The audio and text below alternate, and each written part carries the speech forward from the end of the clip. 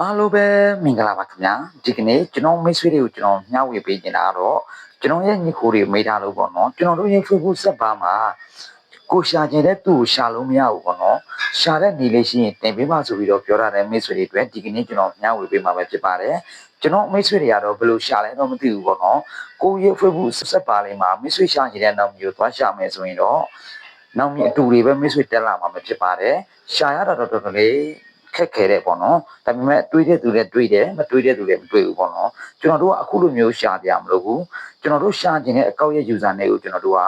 လှမ်းတောင်းရမှာဖြစ်ပါတယ်ပေါ့နော်မိတ်ဆွေကကိုယ့်ရဲ့တငယ်ချင်းရဲ့ကောက်ရှာခြင်းနဲ့ဆိုရင်သူ့ရဲ့ user တွေကိုကျွန်တော်တို့ကယူပြီးတော့ဒီ set bar မှာရိုက်ရှာရင်ရတာဖြစ်ပါတယ်ဒါဆိုရင် user နဲ့ဘယ်မှာသွားယူရမလဲဆိုတာကိုမိတ်ဆွေတို့ကျွန်တော်ပြောပြပေးမယ်ကျွန်တော်တို့ရဲ့ profile လေးကိုချက်နှိပ်ပါဗျ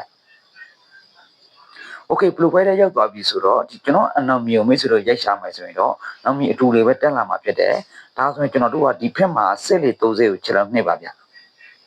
ပြီးရင်ကျွန်တော်ပေါ်နေဆွဲလိုက်ပါဒီနေရာမှာမိတ်ဆွေကျွန်တော်ပြောပြချင်တာတော့ဒီမှာတော့facebook.com ဒါကိုကျွန်တော်တို့ကယူစရာမလိုဘူးဒီဖက်မှာ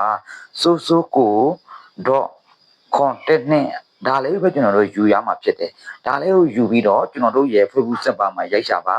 မိတ်ဆွေလိုချင်တဲ့အကောက်ကချင်းချင်းတွေ့မှာဖြစ်ပါတယ်ဒါဆိုရင်ဒီမှာကျွန်တော်ရိုက်ပြပေးမယ်နော်ဒါဆိုရင်ဒီကောက်မှာကျွန်တော်မရိုက်ပြဘူးနောက်ထပ်ကောက်မှာကျွန်တော်ရိုက်ပြပေးမယ်ဒါဆိုရင်ဒီဘက်ကကျွန်တော်အကောက်မှာကျွန်တော်ဒီမှာမိတ်ဆွေတို့ပြန်ပြီးရှာပေးမယ်ပေါ့နော်โอเคအခုလိုမျိုးကျွန်တော်တို့ Facebook ထဲရောက်သွားပြီဆိုတော့ပေါ်ဆိုဆက်ပါလေးကိုချင်းနေမယ်မိတ်ဆွေရှာနေတဲ့တငယ်ချင်းရဲ့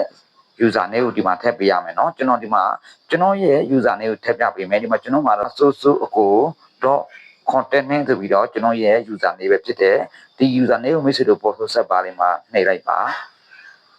ဒါဆိုရင်တော့မိတ်ဆွေရှာနေတဲ့အကောက်ကတော့ဒီမှာချစ်ချင်းတွေးမှဖြစ်ပါတယ်เนาะအခုလိုမျိုးရှာမှတလည်းရင်မိတ်ဆွေကတွေးရမှာပဲဖြစ်ပါတယ်တကယ်လို့မိတ်ဆွေကကိုရှာခြင်းတဲ့သူရဲ့အမည်သားမိတ်ဆွေတို့ရိုက်ရှာမယ်ဆိုရင်တော့ရှာရတာခက်ခဲတယ်